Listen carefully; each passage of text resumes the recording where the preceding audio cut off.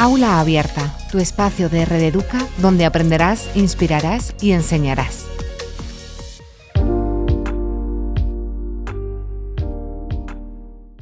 Actualmente, la educación está situada en el centro neurálgico del cambio y precisa además una modificación en la que se incorporen nuevas propuestas que tengan en cuenta la gran diversidad del alumnado que nos encontramos en la aula.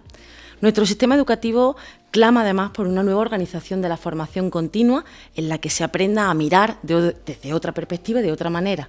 La inclusión, siendo este el tema que nos atañe hoy, debe de ir mucho más allá. ¿Está preparado realmente el sistema educativo para un cambio? ¿Es posible hacer una mudanza de esos pilares educativos a una propuesta más abierta y flexible? ¿Podríamos terminar con las barreras metodológicas que influyen en la diversidad del alumnado en la aula? Todas estas preguntas y muchas más nos las va a responder la profesional que nos acompaña hoy. Ella es Julia Pardo, es diplomada en Magisterio, es psicopedagoga y además está especializada en atención temprana.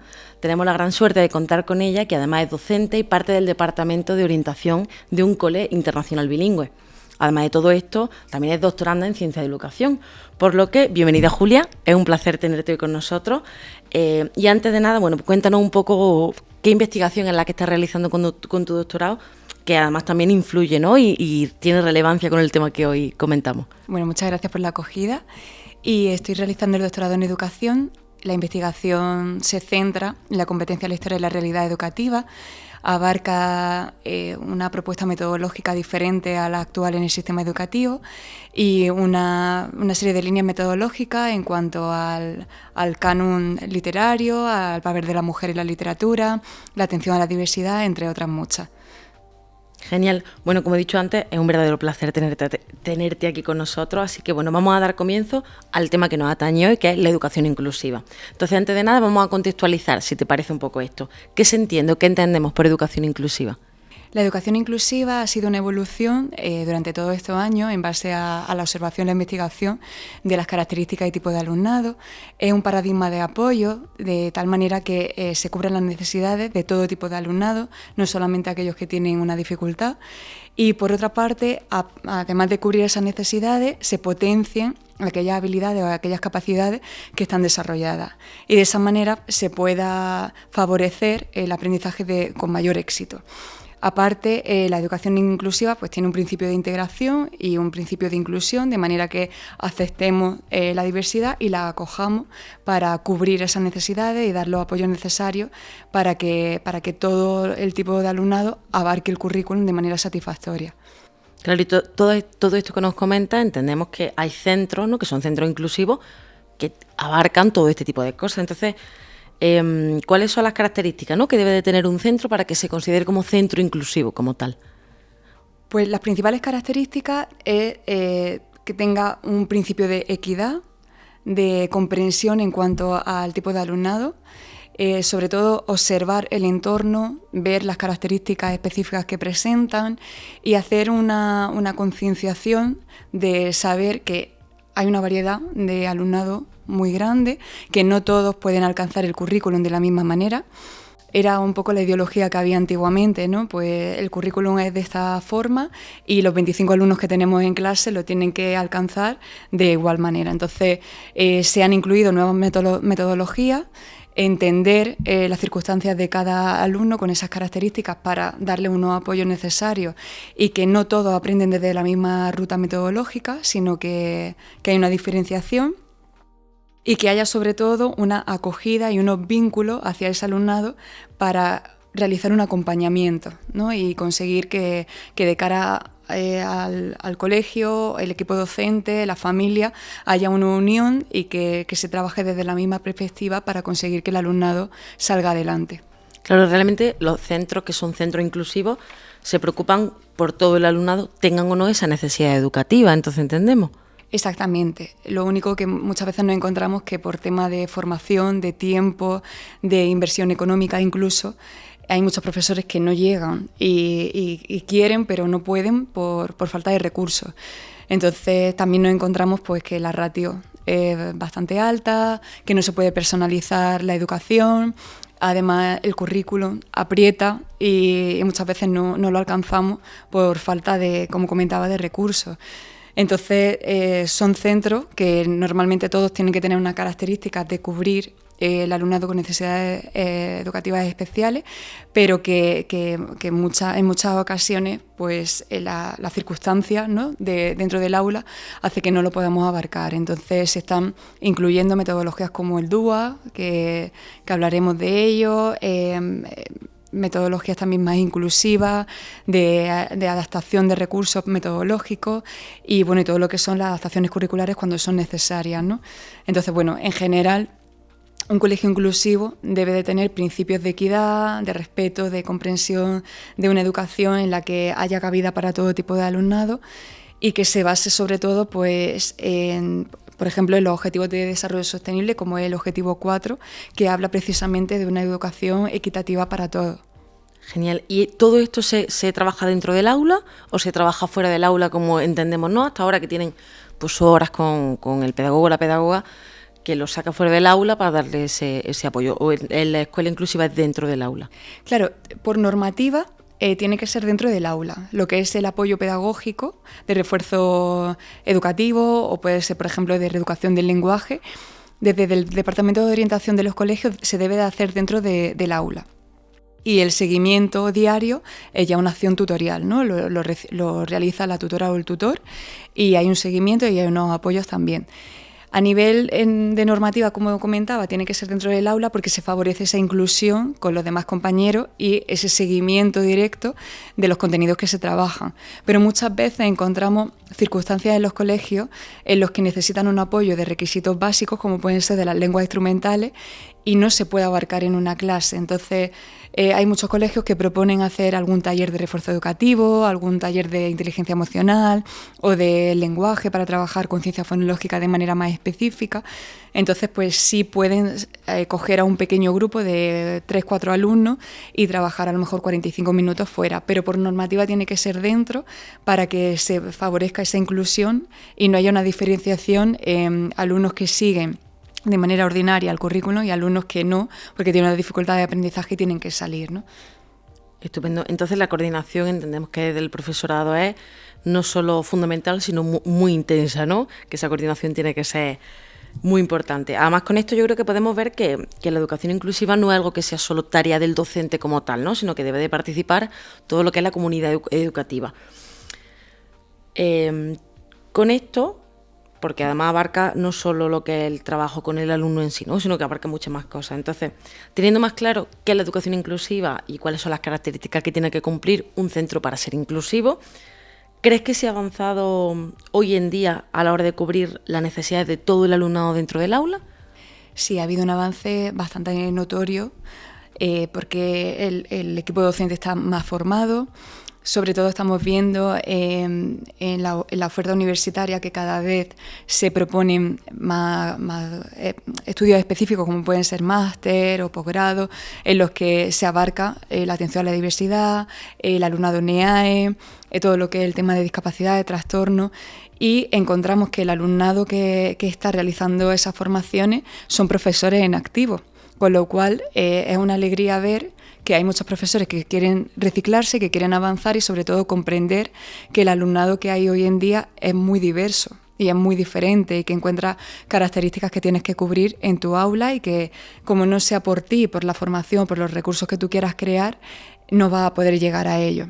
Entonces yo creo que muchas veces encontramos en los colegios y vemos el avance que ha habido en cuanto a la inclusión, que los profesores están haciendo un trabajo de sensibilización en cuanto a hacerle entender a los alumnos por qué tienen que trabajar. Antes era todo muy de obligado cumplimiento, ¿no? De lo tienes que hacer sí o sí, tienes que entregar esto sí o sí. Y a día de hoy creo que poco a poco se está acercando al alumnado el entender qué significado tiene una tarea, qué significado tiene que tú estudies un tema, sobre todo porque estás aprendiendo, ¿no? Entonces yo creo que eso es lo más importante, es la base del aprendizaje, que el alumno llegue a entender por qué es necesario que aprenda bien a leer y qué le va a dar en un futuro, ¿no? Porque ese contenido que está aprendiendo es funcional. Entonces yo creo que también se ayuda que nuevas metodologías como el DUA, ¿no? Que se está incluyendo en el aula, hace que el profesorado se sienta un poco más respaldado y que tenga más recursos para utilizarlo. Y luego, por otra parte, creo que la unión del equipo docente está haciendo que a la hora de elaborar material o de llegar a los alumnos, pues sea de manera más productiva, ¿no? Aún así, queda mucho por recorrer. No todos los colegios o centros educativos son iguales, sino que queda mucho camino por alcanzar.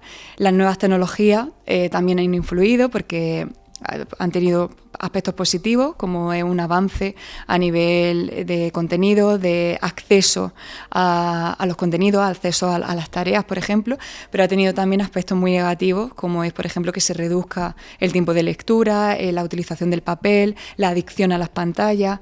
Entonces, todo eso hace que el trabajo del docente tampoco sea fácil, ¿no? Porque al final los alumnos tienen sus prioridades también.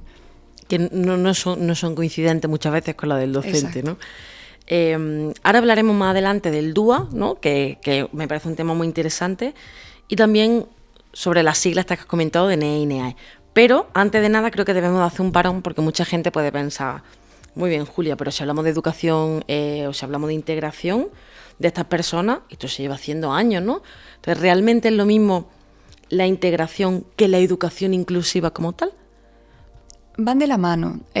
Lo que es el principio de integración o la integración es cuando tú aceptas la diversidad, aceptas que hay una variabilidad humana y que tienes que tenerla en cuenta para que todos vayan caminando y vayan avanzando. Y la inclusión es acoger esa diversidad y darle apoyos y tratarlo de igual manera para que avancen, ¿no?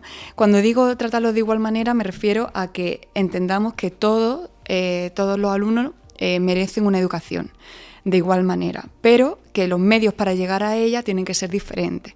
Entonces la principal diferencia podría ser esa, ¿no? La integración acepta la diversidad y la inclusión es la que la acoge y la que trabaja con esa diversidad, ¿no? Hay una autora, Coral Elizondo, especialista en inclusión, especialista en neuroeducación, que habla muy bien de estos principios, ¿no? De la diferencia principal entre integración e inclusión, y sobre todo para que el profesorado llegue a entender cuál es la diferencia, porque muchas veces son conceptos que se pueden utilizar o confundir de diferentes formas. Entonces, principalmente sería esa. Y los dos principios, las dos definiciones abarcan esa escuela equitativa, diversa, innovadora, que va más allá de los principios básicos ya derogados de la educación. Estupendo. Además, en definitiva, la normativa actual, los niños y niñas que tienen cualquier tipo de necesidad educativa, como has comentado antes, se le llama NEAE o NEE. Entonces, cuéntanos realmente un poquito qué son estas siglas, qué personas se engloban dentro de ellas y qué significa NEE, es decir, esa NEE, ¿qué es? Por un lado tenemos NEE, que serían necesidades educativas especiales. Es un alumnado que tiene unas necesidades concretas y normalmente están asociadas a la discapacidad. Podemos encontrar algún caso dentro de una escuela ordinaria o dentro de una aula ordinaria, pero cuando ya esos diagnósticos, esas discapacidades están más agravadas o tienen una necesidad más concreta, pueden estar en aulas específicas, por ejemplo, o en centros de educación especial. Y por otro lado tenemos a NEAE, que son necesidades educativas de apoyo específico, y normalmente son alumnos que tienen también unas necesidades concretas, que tienen unos diagnósticos un poco más livianos, ¿no? Si los podemos comparar con una discapacidad, y que están dentro de aula ordinaria. Normalmente NEAE suele estar cubierto por el Departamento de Orientación Educativa y suelen tener unos diagnósticos clínicos que están asociados a derivaciones por el departamento o que la familia haya ido al pediatra y que se haya hecho una derivación para diagnosticar, por ejemplo, un TDAH o un trastorno específico del lenguaje o, entre otros, ¿no? Y se puede abarcar dentro del aula ordinaria. Entonces, ¿las altas capacidades se englobarían dentro de alguna de estas dos características? Sí. Perdón, de estos dos grupos. Sí, estaría dentro de NEAE. Altas capacidades estaría dentro de NEAE. Normalmente dentro de NEAE están todos aquellos diagnósticos que tienen algún aspecto, algún ápice educativo en el que nosotros tenemos que dar una respuesta. En este caso, por ejemplo, altas capacidades está dentro de NEAE. antiguamente se tenían un poco fuera, ¿no? Fuera de ese grupo de NEAE, porque se entendían que, bueno, tenían un desarrollo, un potencial intelectual muy alto y que no necesitaban una respuesta porque, entre comillas, iban sobrados, ¿no? En cuanto a adquirir contenido o capacidad intelectual. Con el tiempo, a raíz de diferentes investigaciones, se ha visto que altas capacidades tienen que estar dentro porque presenta unas características, por ejemplo, a nivel emocional, de autoestima, de frustración, entre otras, que hay que cubrir, que hay que dar una respuesta. Y sobre todo, el currículo, como decía antes, no abarca tanto alumnado que tiene unas dificultades de aprendizaje muy notorias, como altas capacidades no da una respuesta a un enriquecimiento, por ejemplo, del currículo. Son alumnos que normalmente, no todos, pero que trabajan muy rápido, que abarcan los contenidos de manera por encima de las posibilidades de otros alumnos y necesitan también un enriquecimiento, una respuesta para poder cubrir sus necesidades, aunque sean de una alta capacidad intelectual. Claro, que no se asocie solo los grupos NEA o NEE a una connotación que tiene social negativa, ¿no?, de personas que tienen algún tipo de dificultad, sino que todas las personas que necesiten una adaptación en el currículum por cualquier motivo entrarían dentro de esto.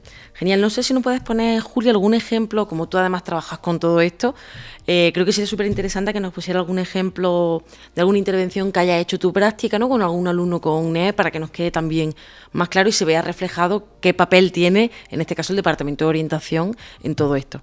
Por ejemplo, a colación de altas capacidades, normalmente cuando se hace una evaluación de algún niño o niña propuesto por el tutor o propuesto por la familia, se hace una evaluación completa para ver en qué momento está el niño, ¿no?, sobre todo para ver ese cociente intelectual, o dentro de las 6 áreas de desarrollo donde se miden los percentiles de altas capacidades, ver cuál es su necesidad básica, ¿no?, en cuanto a esos contenidos que va a trabajar en clase.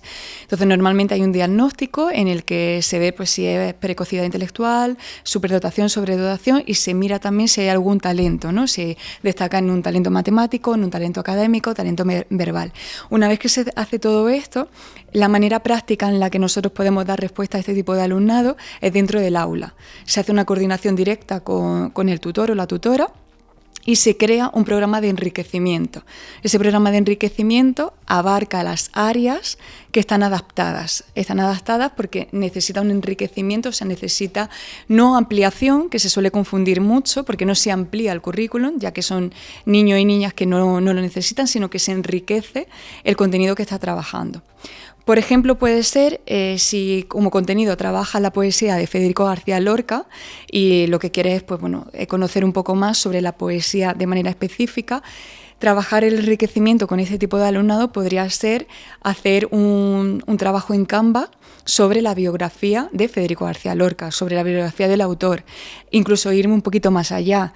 Una vez que hayas preparado el Canva, proyectarlo en clase y explicarlo a los compañeros. Ya trabajas también la exposición oral, la oratoria, la estructuración de ideas y la puesta en común, porque seguramente muchos de los compañeros de clase no lo conozcan. Entonces puede favorecer el hecho de realizar preguntas y respuestas, hacer una pequeña asamblea, incluso al inicio lluvia de ideas, ¿no? Entonces es una manera de trabajar ese enriquecimiento con ese tipo de alumnado. O si estamos hablando de un trastorno específico del lenguaje, trabajar de una manera más específica todos aquellos parámetros a nivel de lenguaje expresivo y lenguaje comprensivo. Incluso trabajar dentro del aula para favorecer esa inclusión, el lenguaje expresivo a nivel del área pragmática, ¿no?, para que sea lo más funcional posible y se puedan favorecer relaciones sociales, escucha activa, participación, incluso control de impulso a la hora de participar en una asamblea, ¿no? Entonces, bueno, podrían ser ejemplos que se pueden llevar perfectamente a cabo en el aula y que incluso para otro tipo de profesionales o para familias que lo puedan también llevar a cabo en casa o en otros gabinetes. Además, creo que es muy importante en este ejemplo que comenta, porque además una idea errónea, ¿no?, en la sociedad, que es adaptar pero no ampliar el currículo. Creo que es muy importante, sobre todo con temas de altas capacidades, que se tiende muchas veces a mandar más cosas de la cuenta, ¿no?, a esos niños que realmente no lo necesitan. Genial. Entonces, siendo consciente de la diversidad que tenemos, la suerte, ¿no?, porque yo creo que coincidimos que es una suerte la diversidad que tenemos en el aula, ¿cuál crees que es la importancia que tiene abordar estas necesidades? Es decir, tanto la importancia como que se cubran de una forma integral, como comentaba, que no sea solo una parte, sino que todo el centro educativo, el equipo docente, familia, etcétera, participen y se impliquen para cubrir de una forma mucho más integral las necesidades que tenga, sobre todo, cuál es la importancia, ¿no? ¿Dónde radica la importancia de cubrir estas necesidades? Sí, yo creo que la importancia principal es saber que somos diversos, que somos muy variados, que tenemos capacidades diferentes, y no solo dentro del aula, sino fuera de ella, y que tanto el profesorado como la familia deben de preparar a su hijo y a los alumnos para ser funcionales en un futuro y no estar dentro de una estructura cerrada que lo que hace es limitar.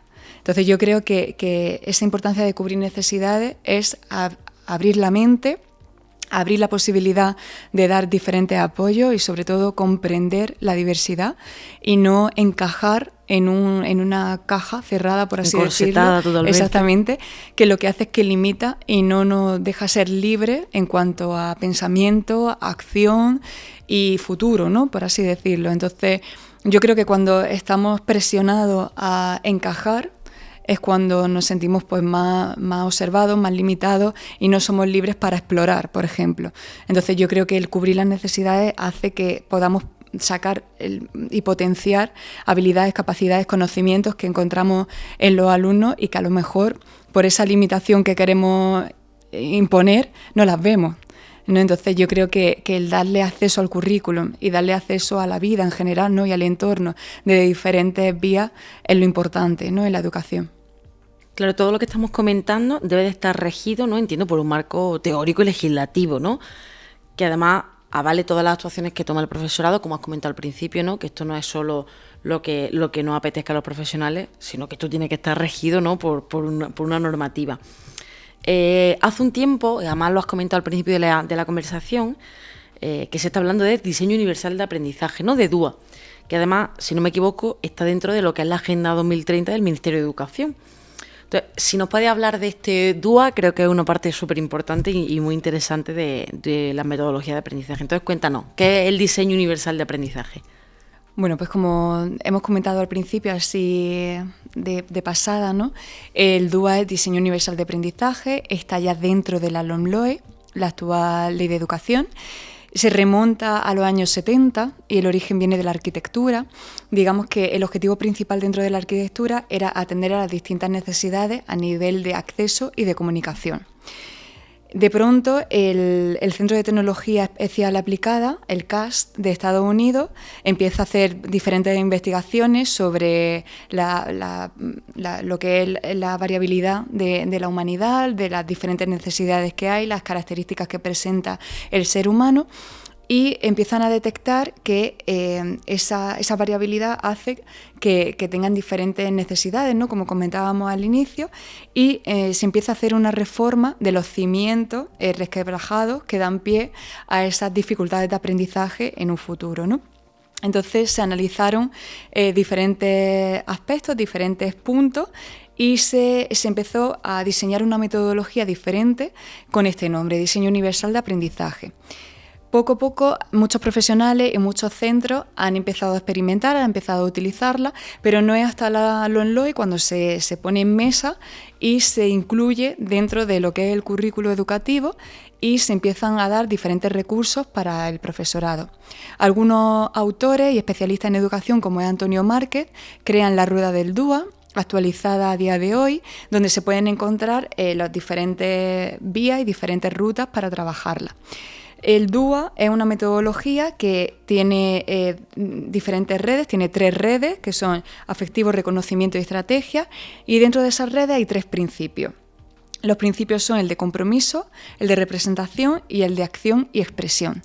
Dentro de esos principios hay 9 pautas que tienen, que se desarrollan diferenciando, por ejemplo, lo que es el acceso, ¿no? o lo que son diferentes formas de percibir la información.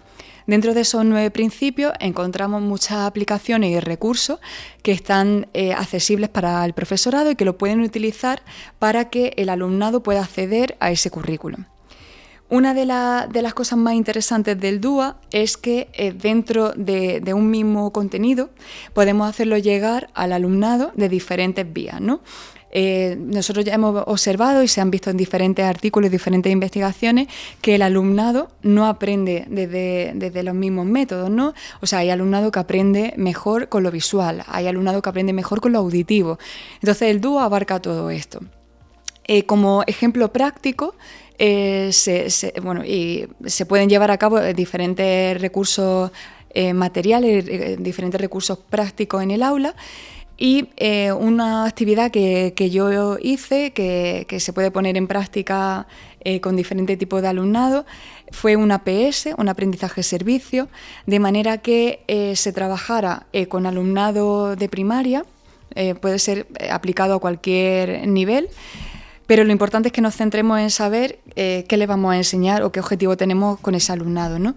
Entonces, un ejercicio práctico muy interesante fue la creación de una receta de cocina que estaba diseccionada en 3 partes, que eran los ingredientes, los utensilios y el proceso, los pasos a seguir, ¿no? Entonces, con el alumnado y con el equipo docente que lo estuvimos preparando, dijimos, vamos a ir un poquito más allá, ¿no?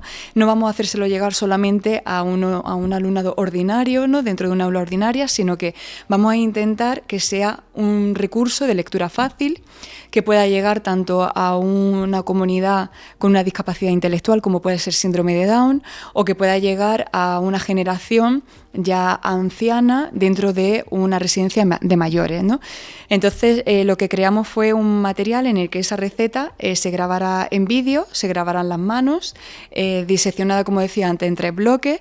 Además, apareciera una compañera asignando en lengua de signos todo lo que se iba comentando, porque había un apoyo con voz que iba relatando un poco pues todo lo que iba ocurriendo dentro de ese vídeo. Además, había en la parte baja las letras, ¿no? Que iban dando un apoyo visual en lectura hacia lo que se iba haciendo en esa receta, y además se incluyeron pictogramas para que fuera una lectura totalmente accesible, como por ejemplo para aquel alumnado que había leído con pictogramas, como puede ser autismo o puede ser algún alumnado con trastorno específico del lenguaje que haya aprendido con una cartilla Palau, ¿no? que trata sobre pictogramas. Entonces, bueno, pues se creó ese material, se proyectó con el alumnado y fuimos también un poquito más allá, ¿no? Diciendo, bueno, pues este APS no lo vamos a dejar solo en el aula, sino que vamos a sacarlo fuera y vamos a ayudar al alumnado a ir a comprar a un supermercado esos productos para que lo puedan llevar a casa, o si en el centro educativo hay posibilidad de una cocina, allí también. Y se favorecía a nivel de matemáticas trabajar la manipulación del dinero, a nivel de lengua, por ejemplo, trabajar las normas de cortesía, la conversación, ¿no? A la hora de desenvolverse en un supermercado. Y dijimos, bueno, pues queremos que sea también práctico, funcional para la comunidad.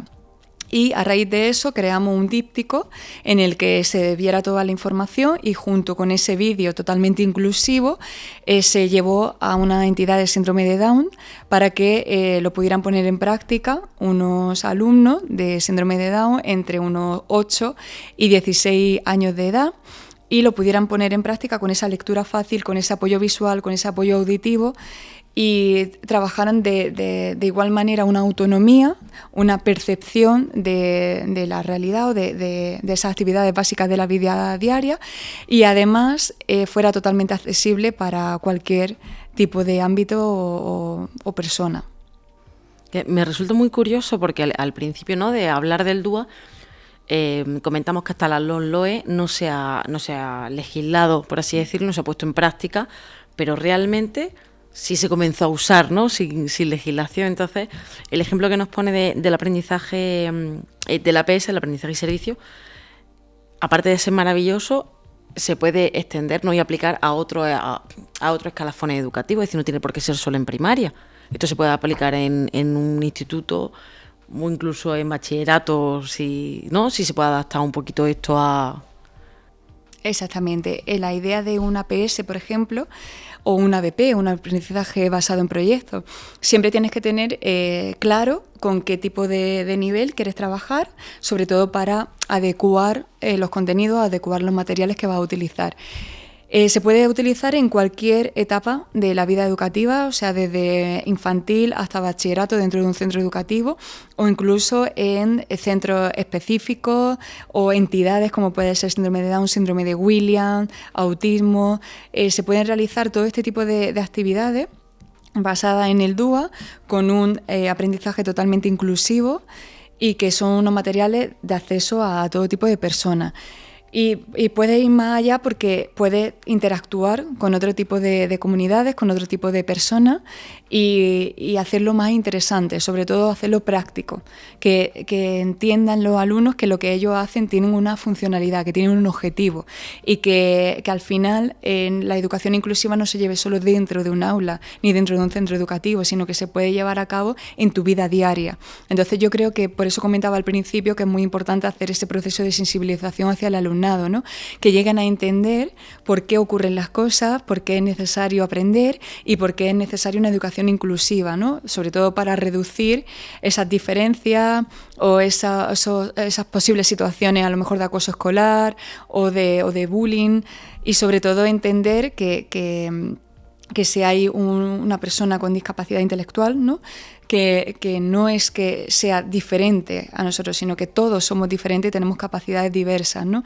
Y que al final destacamos en un área, otras personas destacan en otra, pero que con el cómputo de todo y la unión de todos, pues podemos llegar mucho más lejos.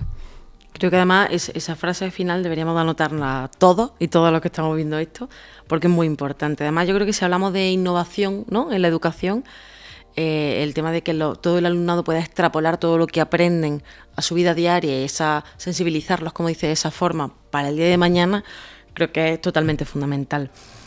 Y al hilo, ¿no?, del tema de la innovación, si hablamos de innovación no podemos dejar de hablar de neuroeducación, que al final está también una palabra que está muy en auge, porque al final tanto la neuroeducación, también llamada neurodidáctica, es una rama de la enseñanza que estudia cómo funciona el cerebro en los procesos de enseñanza-aprendizaje, ¿no? Entonces, esto es todo un hito en el campo de la educación, pero cuéntanos cómo se relaciona la neuroeducación con la educación inclusiva.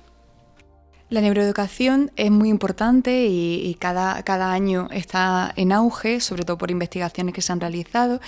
Nosotros tenemos que tener en cuenta que el cerebro está dividido en diferentes partes y que tiene una serie de redes neuronales que están conectadas entre sí, de manera que todas esas partes están íntimamente relacionadas con la área de aprendizaje, ¿no? Ahí también se tiene muy en cuenta la plasticidad, de manera que si hay alguna red neuronal o alguna parte del cerebro que no acaba de funcionar correctamente, las demás redes neuronales o partes del cerebro hacen la unión y suplen a esa red que no está funcionando correctamente. ¿Qué ocurre? Que se ha observado que dentro del cerebro esas áreas hacen una función diferente y a la vez unidas para adquirir el aprendizaje, ¿no?, en las diferentes áreas. Cada zona de cerebro pues, está relacionada con cómo accedemos nosotros a los contenidos, cómo accedemos a la forma de aprender, a las formas de enseñanza, ¿no?, a ese proceso de enseñanza-aprendizaje. Un ejemplo podría ser el área de Wernicke y el área de Broca, que están relacionadas directamente con el lenguaje, con esa adquisición del habla. Por eso es muy importante tener en cuenta que cuando nosotros vamos a realizar el proceso de lectoescritura, ¿no?, tanto en el último año de infantil como en primero de primaria, tenemos que tener muy en cuenta la adquisición del lenguaje. Es decir, tiene que ir íntimamente relacionada la adquisición del lenguaje con la adquisición del proceso de la lectura. ¿Por qué? Porque encontramos que muchas veces el cerebro no está preparado a nivel madurativo para adquirir ese proceso lectoescritor, o hay alteraciones o trastornos específicos del lenguaje por alteraciones en fonemas, no hay una articulación correcta todavía en ciertos fonemas que no puede alcanzar, o a nivel de pragmática o a nivel de estructura, el niño o la niña no lo puede alcanzar todavía. Entonces no podemos pasar a un proceso lectoescritor que requiere un nivel madurativo superior, ¿no?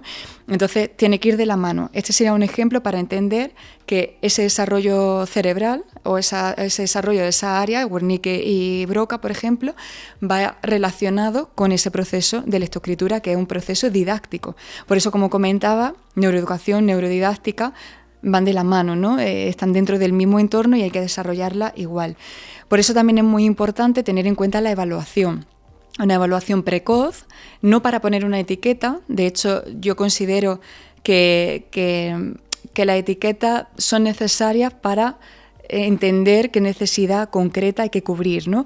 Pero yo creo que muchas veces, antes que la etiqueta, hay que preocuparse en cubrir las necesidades actuales que presenta el alumno. De hecho, cuando hablo con la familia, el mayor consejo es: no te preocupes en el diagnóstico, no te preocupes en la etiqueta, sino vamos a darle respuesta a esas necesidades que está presentando para ver qué ocurre, ¿no? Claro, que no se centre solo en el nombre, sino en lo que necesita realmente. Exactamente, porque creo que ahí vamos a abarcar mucho más que lo que es el nombre del diagnóstico, ¿no? Entonces, por ejemplo, para relacionarlo con esa área de Wernicke y Broca, ¿no?, de la que estábamos hablando antes, cuando hacemos una evaluación precoz, normalmente siempre se abarca en lenguaje expresivo y lenguaje comprensivo. Si nosotros queremos evaluar a niños de infantil, por ejemplo, para ver en qué momento están a nivel madurativo y a nivel cronológico en el lenguaje expresivo y comprensivo, podemos pasar una prueba específica, como puede ser el lenguaje expresivo, el PLON, acorde a su edad cronológica, y en lenguaje comprensivo, el Peabody, ¿no? Y ver en qué situación está, cuál es su edad madurativa, qué necesidades hay y trabajar sobre ello, ¿no? Entonces, creo que desde los departamentos de orientación y los gabinetes, pues ese tipo de información hacia el profesorado le ayuda a comprender más a sus alumnos y darle más recursos para ello. Entonces, tanto a nivel anatómico, ¿no?, cerebral, como a nivel académico didáctico, todo tiene que ir de la mano para que sea satisfactoria la evolución del alumno. Genial. Además, en la actualidad, con todo lo que comenta, yo creo que no podemos olvidar que el desarrollo académico es muy importante, pero al final no lo es todo. Además, aquí vamos a hablar, ¿no?, o vamos a centrarnos más en la importancia de la estimulación que tienen las funciones cognitivas y las funciones ejecutivas en el aula, porque además creo y creemos que es una parte fundamental para la correcta intervención en el aula. Entonces, cuéntanos qué opinas sobre esto, ¿no?, sobre el tema de la función ejecutiva y cognitiva dentro del aula que se trabajen. Para mí son muy importantes, porque al final es unificar la educación en sí, ¿no?, la docencia, con la psicología, la pedagogía, la logopedia, con todas las ramas más clínicas. Y yo creo que la educación con lo clínico debe de ir de la mano, porque al final todo se trabaja por las partes cerebrales, por la anatomía, las emociones están íntimamente relacionadas como nosotros captamos la información del entorno, cómo funciona también nuestro cerebro, cómo somos capaces de acceder a esa información. Entonces yo creo que formarnos en funciones ejecutivas, cognitivas y trabajarlas dentro de lo académico es muy importante para favorecer ese proceso evolutivo y ese desarrollo académico del alumno. Las funciones ejecutivas pues son actividades mentales complejas que nos ayudan a planificar, organizar, guiar toda aquella información que nosotros recibimos del entorno. Entonces, muy importante saber cuáles son y saber cómo podemos trabajarlas, ¿no? De cara a un aula, pues tener en cuenta la memoria de trabajo, ¿no? O sea, esa capacidad que nosotros tenemos de almacenamiento de la información. La planificación, ¿no?, para desarrollar planes de acción, muy importante para ejecutar tareas que pueden ser de matemáticas, de lengua, de cualquier otra índole, ¿no? El razonamiento para favorecer ese sentido crítico, esa toma de decisiones, la flexibilidad cognitiva, muy importante. Muchas veces la idea convencional es trabajar la flexibilidad cognitiva con diagnósticos, ¿no?, con un autismo, con un TDAH, y no, la flexibilidad cognitiva creo que se debe trabajar con cualquier tipo de alumnado, porque hace que haya menos rigidez y más opción a tener diferentes alternativas presentes, ¿no? Entonces necesitamos todas estas funciones ejecutivas para desenvolvernos en el entorno, para comprender el entorno y sobre todo para tener una acción hacia ese entorno de una manera más satisfactoria. Por otra parte, las funciones cognitivas son procesos mentales que nos permiten llevar a cabo cualquier temática, cualquier tema que se nos pone por delante, ¿no? Es un papel activo en la recepción, selección, transformación de la información, y también tenemos que tener en cuenta cuáles son para poderlas trabajar, como puede ser la atención, la memoria la memoria diferente sostenida, selectiva, etcétera. La orientación espacial, por ejemplo, también es muy importante tenerla en cuenta. La velocidad de procesamiento, es decir, tener en cuenta cómo funciona nuestro cerebro y a qué velocidad o qué rapidez está trabajando. Las náuseas también son muy importantes, ¿no? para favorecer esa capacidad del cerebro para reconocer información de diferentes estímulos, ¿no? Desde lo visual, desde lo auditivo, lo manipulativo, ¿no?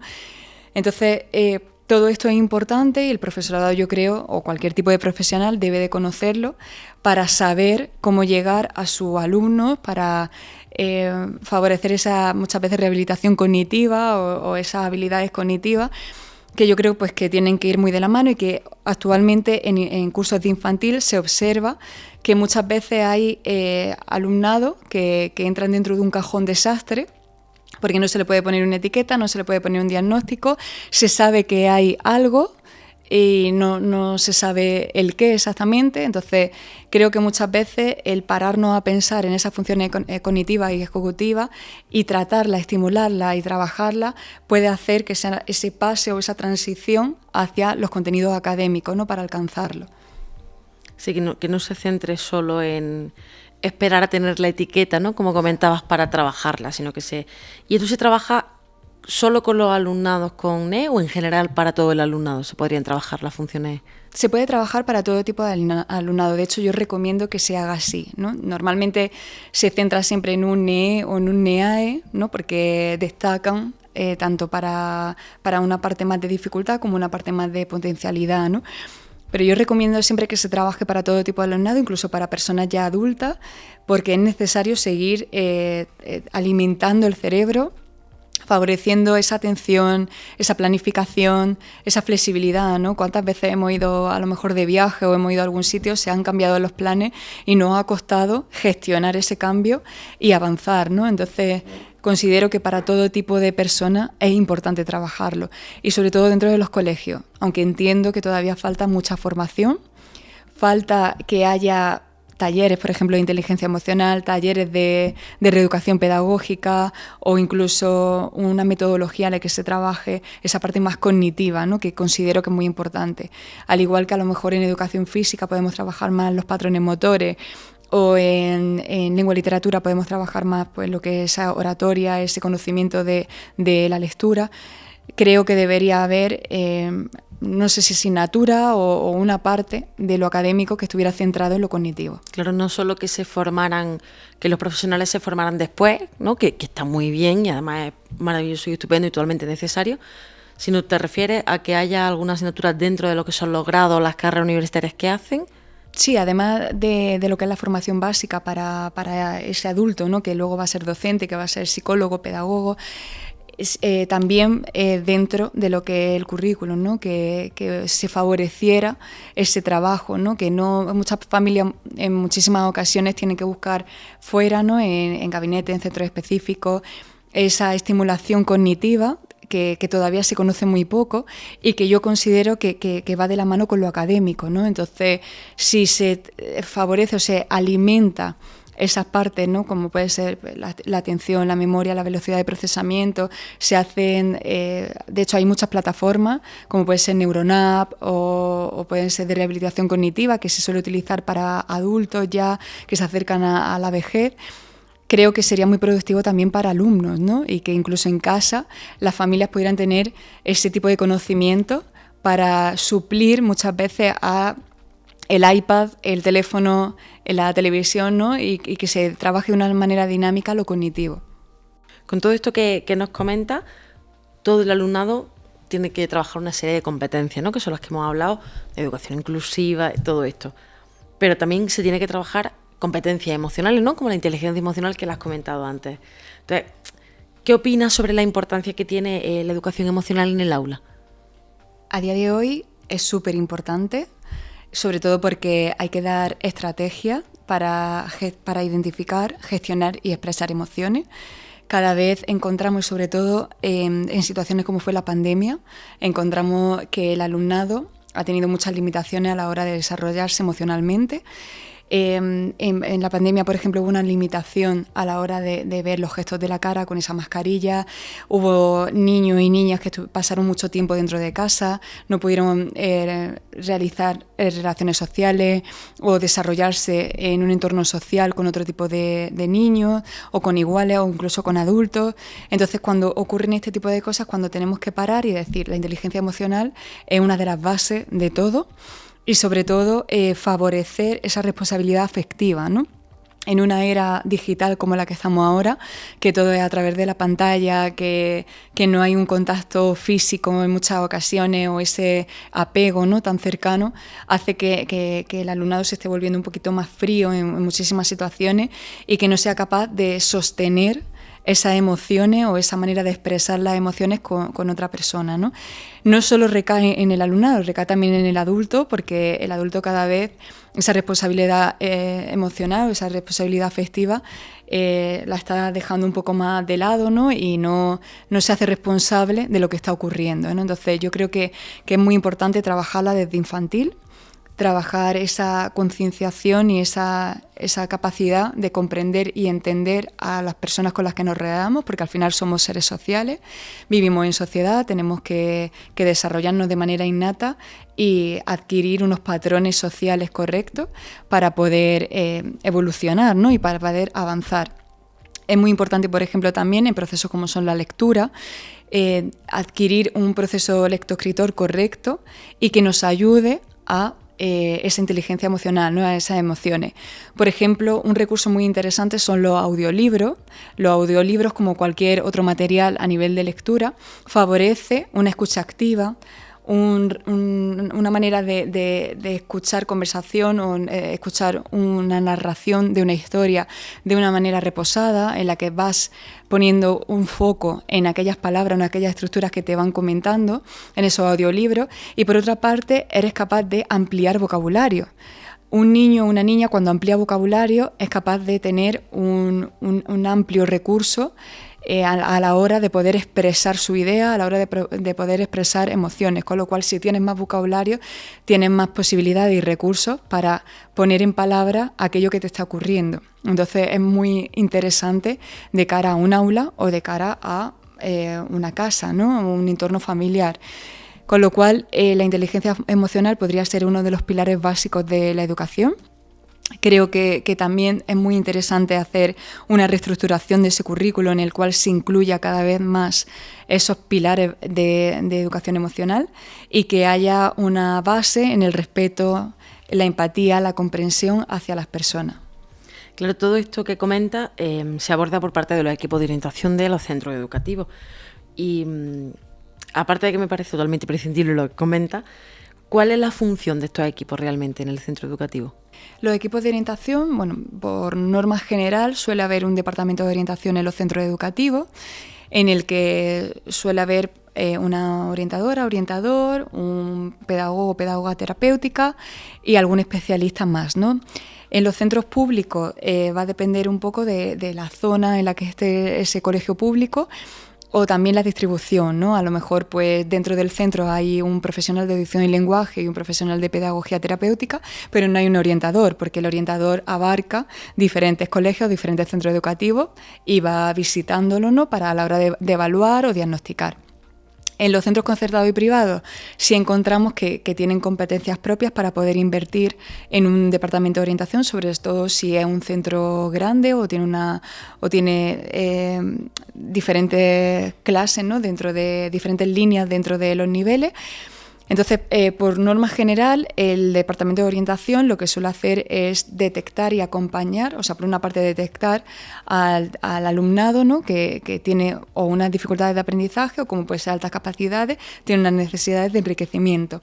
Y por otra parte, acompaña y guía al tutor o a la tutora y a los diferentes componentes del equipo docente para favorecer esa acción, esa intervención con el alumnado. De cara a la adaptación curricular, entiendo, ¿no? Sí, de cara a la adaptación curricular y de cara a general, ¿no? Digamos, normalmente son los que gestionan las adaptaciones curriculares, pero también son los que dan, por ejemplo, orientaciones metodológicas para cubrir a un TDAH dentro de un aula o cubrir a un trastorno específico del lenguaje o a algún trastorno de cualquier otra índole, con lo cual no solo se centran en esa adaptación curricular, sí la gestionan y hacen las actualizaciones, pero acompañan a ese tutor o a su tutora, porque al final las adaptaciones curriculares los que las van a llevar a cabo de manera práctica son los tutores. Docentes, exactamente. Un poquito por ir cerrando, es una lástima, totalmente, porque me parece un tema muy interesante que daría como para extendernos muchísimo más, pero bueno, un poquito por ir cerrando, una de las preguntas más relevantes que creo que es que ¿cuál es la importancia de esa evaluación y detección de las necesidades del alumnado? Es una importancia básica que debe de tenerse presente en el día a día de un centro educativo. Es muy importante, como yo comentaba antes, saber en qué momento está el niño y la niña, saber si hay una diferencia en esa edad madurativa, esa edad cronológica, qué necesidades se encuentran y cubrirlas. Y muchas veces es importante la evaluación para poder detectar esa necesidad específica que presenta ese niño o esa niña, ¿no? Así como importante también por parte del profesorado como por parte de otros profesionales conocer los procesos de evaluación dentro de un colegio o dentro de un centro educativo, ¿no? Es muy importante saber que la derivación puede venir dada desde la familia o desde el tutor o el orientador que ha detectado o se ha dado cuenta que algo ocurre, ¿no?, en el alumno o en la alumna. Una vez que se hace esa derivación al departamento de orientación, se abre un protocolo de evaluación. Es muy diferente si vemos signos de alerta de una alta capacidad o signos de alerta de un TDAH, ¿no? La evaluación es diferente, sobre todo las pruebas de evaluación que se utilizan. Así, a modo de ejemplo o de píldora informativa, en altas capacidades, si es el tutor el que deriva o es la familia la que hace una petición para que sean evaluados, el Departamento de Orientación abre un protocolo de evaluación desde 3 bloques. Uno es principalmente el niño o la niña, en el que se le pasan diferentes pruebas de evaluación a nivel de inteligencia general, de razonamiento lógico, de razonamiento matemático, razonamiento verbal.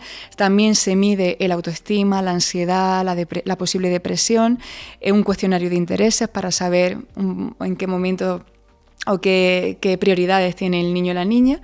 Y luego, por otra parte, se trabaja también con el tutor o tutora, que tiene que completar una serie de anexos, y luego con la familia, que hay una entrevista para conocer un poco más cuáles son la situación que hay en casa o la situación de colegio, ¿no? Con todo eso se genera una propuesta de informe psicopedagógico que es enviado a Inspección Educativa. Inspección Educativa pasa el primer filtro y hace llegar a esa propuesta de informe psicopedagógico a los equipos de orientación, ya sean específicos, ya sean generales, que se personan en el colegio para observar y revisar un poco la información contrastada en este informe psicopedagógico con la realidad, ¿no? Ellos se entrevistan con la familia y deciden si volver a evaluar a ese niño o niña o quedarse con las pruebas de evaluación de esa propuesta de informe psicopedagógico. Una vez que lo validan, se lo hacen llegar a Inspección Educativa, ¿no?, con esa validación, y ya Inspección Educativa lo manda al colegio ya firmado y sellado. Ese informe psicopedagógico, la información que nos va a dar es las pruebas de evaluación que se le ha pasado, esos signos de alerta, y se va a ver, muy importante, el tipo de NEAE que presenta y las áreas adaptadas, ¿no? En caso de autismo, por ejemplo, en un aula ordinaria encontramos que son esas áreas adaptadas suelen ser de acceso al currículum, ¿no? Suelen ser sobre todo orientaciones metodológicas para trabajar habilidades sociales, flexibilidad cognitiva, comunicación, percepción corporal, y son normalmente orientaciones metodológicas que debe de llevar a cabo dentro del aula el profesor. En altas capacidades encontramos un diagnóstico, ¿no?, en el que vemos pues, si es superdotación, sobredotación, precocidad intelectual y los talentos o posibles talentos que presenta. Y vemos la área adaptada en base a esa evaluación que se ha realizado. Y el profesor, el tutor o tutora, se pondría de acuerdo o se pondría en contacto con ese equipo docente que tiene las áreas cubiertas y crearía un programa de enriquecimiento. Ese programa de enriquecimiento debe de estar patente o presente en la adaptación curricular. de manera que no siempre se tiene por qué llevar a cabo, porque va a depender mucho de los ritmos de trabajo del niño o la niña, pero sí hay que tenerlo a nivel presente. Cada trimestre ese equipo docente junto con el tutor debe hacer un seguimiento trimestral para informar a la familia y sobre todo de cara a inspección educativa, si pidiera algún tipo de informe, pues saber qué se está haciendo en la práctica con ese niño o niña porque tiene una adaptación curricular. Entonces, bueno, ese sería un poco el proceso así en general, también depende mucho del centro educativo, se puede alterar, pero es importante tener presente cómo son los tiempos y que muchas veces las evaluaciones, sobre todo de este tipo, pues son largas, ¿no? Por ejemplo, cuando se observan signos de alerta de un posible autismo, un posible TDAH, se hace esa derivación al equipo de orientación educativa y el equipo de orientación hace una pequeña evaluación y genera no una propuesta de informe psicopedagógico, lo que genera es un informe de derivación al pediatra. Se lo entrega a la familia y la familia lo lleva al pediatra y el pediatra hace una derivación a un especialista. Pues por ejemplo, si es de autismo, pues un especialista de salud mental, un psiquiatra que pueda hacer ese diagnóstico. El colegio no puede hacer un diagnóstico de autismo. O por ejemplo, si es un TDAH, igual. O si es un trastorno específico del lenguaje, se hace una derivación a un especialista en logopedia, ¿no? Entonces, depende de la situación o características que presente el alumno o la alumna, se hace un tipo de proceso de evaluación o de derivación. Genial. Pues Julia, creo que nos ha quedado todo muchísimo más claro. No sé si te gustaría, a modo de reflexión final, o si algo para que la gente que nos está viendo, que nos está escuchando, se quede con esa pincelada. No sé, a modo de resumen, si te gustaría comentar. Sí, me gustaría terminar con una frase que es: el ser humano es lo que la educación hace de él. Es una frase de Emilio Lledó, que es un filósofo y escritor que ha realizado muchísimos artículos y libros sobre educación. Una persona muy sabia en cuanto a la educación actual y toda la evolución que ha habido, ¿no? Y yo considero que esta frase de el ser humano es lo que la educación hace de él lo dice todo en resumen, ¿no? La educación es lo más importante desde edades muy tempranas hasta todas las edades, ¿no? En el desarrollo humano, por así decirlo. Y creo que la educación es como el pilar básico, la estructura básica que influye en la acción, en el comportamiento, en la forma de llegar a estímulos, a contenidos, a la forma de relacionarse, a esa inteligencia emocional, ¿no? Entonces, esos patrones básicos de educación que se instauran desde edades muy tempranas y que poco a poco se van formando, se van dando forma a una persona adulta que sigue en un proceso de educación, porque no tiene un cierre, ¿no? Tiene un inicio, pero nunca va a tener un cierre porque estamos aprendiendo, estamos enseñando y estamos educando y nos están educando continuamente con todo lo que aprendemos a nuestro alrededor. Entonces es lo básico y creo que la educación es lo más importante para poder acceder a cualquier ámbito de nuestra vida y de nuestro entorno. Genial, pues muchísimas gracias, Julia. Nos quedamos todos y todas con esa reflexión final, con la importancia de la educación desde el principio hasta el final, porque nunca dejamos de aprender. Y nada, de verdad te agradecemos que estés con nosotros una vez más. Y a todos vosotros y vosotras agradecemos una vez más también que estéis con nosotros, que nos escuchéis y sobre todo que queráis seguir formándoos con nosotros.